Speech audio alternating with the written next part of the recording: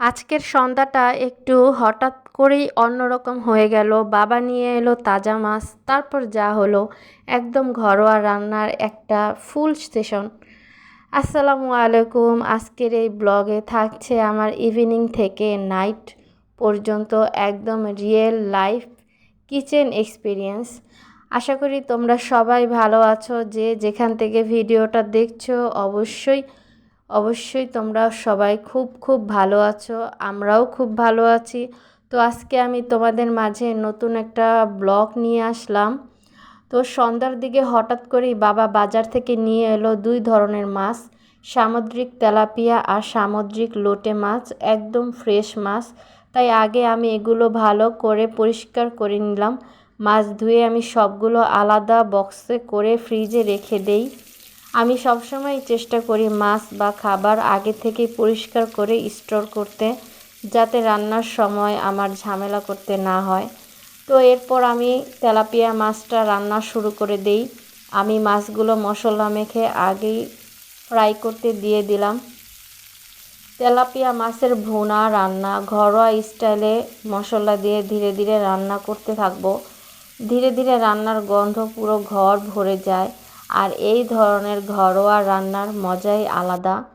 তো আমি মাছটা ভালো করে ফ্রাই করে নিলাম। তো মাছটা তুলে একপাশে রেখে দিলাম, আর একই ফ্রাই প্যানে আমি বাটা মশলা দিয়ে দিলাম মাছটা ভুনা করার জন্য। একেবারেই সিম্পলভাবে মাছটা ভুনা করব। তো তোমরা দেখতে থাকো বন্ধুরা ভিডিওটা শেষ পর্যন্ত। আশা করি তোমাদের ভালো লাগবে। তো একে একে মাছটা প্রায় আমি কষিয়ে ঝোল দিয়ে ঢেকে দিলাম, একটু অপেক্ষা করব মাছটা হওয়ার জন্য। তো এইখানে আমি চলে গেলাম ফল কাটতে। যেহেতু রান্না প্রায় শেষের দিকে, তাই ভাবলাম একটু ফল কেটে নেই। তো ড্রাগন ফলটা আমার খুবই পছন্দের। তো তোমাদের কার কার পছন্দের ড্রাগন ফল? তো এখানে আমি ড্রাগন কেটে সবাইকে দিয়ে আমি এখানে একটু খেয়ে নিলাম। ড্রাগনটাও সত্যিই খুব মিষ্টি ছিল আর খুব ফ্রেশ ছিল, খুবই ভালো লাগছিল। তো তোমাদের আজকেই আমি ইউটিউবে প্রথম ভিডিও আপলোড করি। আশা করি বন্ধুরা আমার পাশে থাকবে, আর অবশ্যই লাইক কমেন্ট করবে, আর আমার চ্যানেলটা সাবস্ক্রাইব করে দিবে। তো দেখো দেখতে দেখতে আমার রান্নাটা কমপ্লিট। রান্না শেষ করে উঠতে না উঠতেই দেখি তাদের বায়না লোটে মাছের ফ্রাইও করে দিতে হবে। তো কিন্তু রান্না তো শেষ হতেই তাদের বায়না চলে এলো। তারপরে রেস্টুরেন্ট স্টাইলে আমি লোটে মাছটা ফ্রাই করব। তো এইখানে আমি একে একে সব মশলাগুলো দিয়ে দিলাম। এখানে আমি অ্যাড করেছি হলুদের গুঁড়া, মরিচের গুঁড়া, আদা রসুন বাটা, একটু টমেটো কেচাপ, কর্নফ্লাওয়ার, একটু ময়দা আর লেবুর রস, আর পরিমাণ মতো লবণ, গরম মশলার গুঁড়া, ধনে গুঁড়া। তো এই তো আমি মেখে নিলাম, কিন্তু আমি মাছটা ম্যারিনেট করে রাখার আমার সময় নেই। তোমাদের হাতে যদি সময় থাকে তাহলে অবশ্যই 10 মিনিট ম্যারিনেট করে রেখে দিতে পারো। তো আমি একদম সোজাসুজি চলে গেলাম ফ্রাই করতে।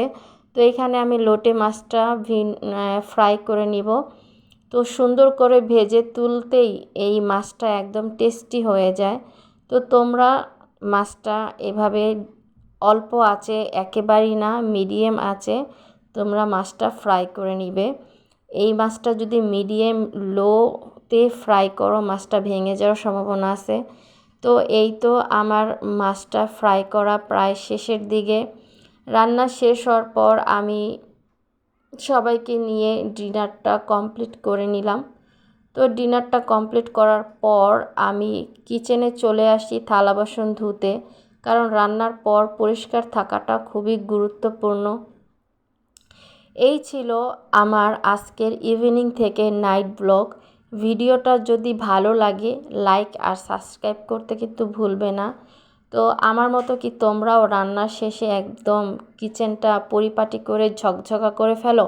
অবশ্যই কমেন্টে জানিও। আমার তো রান্না শেষে খাওয়া দাওয়া শেষ করে আমার থালা বাসন কিচেন সব কিছু আমি পরিষ্কার করে রাখি, যাতে করে পরের দিন সকালে আমার কিচেনে নাস্তা বানাতে যাতে দেরি না হয়।